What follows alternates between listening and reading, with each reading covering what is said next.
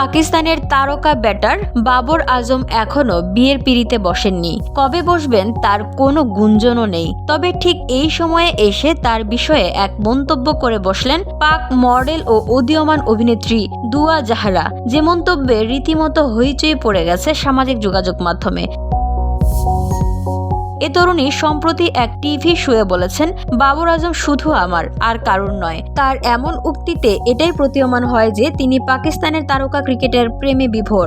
সেই টিভি শোতে তিনি এখানেই থামেননি। দুয়া অকপটে বলেছেন, বাবর আমার একমাত্র ভালোবাসা, ও আমার সবকিছু। তবে বাবরের কোনো প্রতিক্রিয়া পাওয়া যায়নি। তাতেই অনেকটা আঁচ মিলছে বিষয়টা স্রেফ ক্রাশের, এর চেয়ে বেশি কিছু নয়।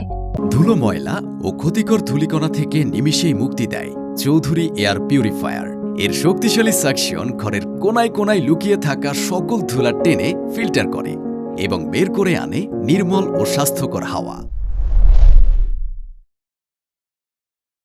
পাকিস্তানের সাবেক অধিনায়কের পুরো মনোযোগ এখন আসন্ন চ্যাম্পিয়ন্স ট্রফির দিকে। 19 ফেব্রুয়ারি শুরু হবে এই টুর্নামেন্ট। প্রথম দিনেই মাঠে নামবে স্বাগতিক পাকিস্তান, তাদের প্রথম প্রতিপক্ষ নিউজিল্যান্ড। 23 ফেব্রুয়ারি ভারত ও 27 ফেব্রুয়ারি বাংলাদেশের বিপক্ষে পাকিস্তানের পরের দুই ম্যাচ।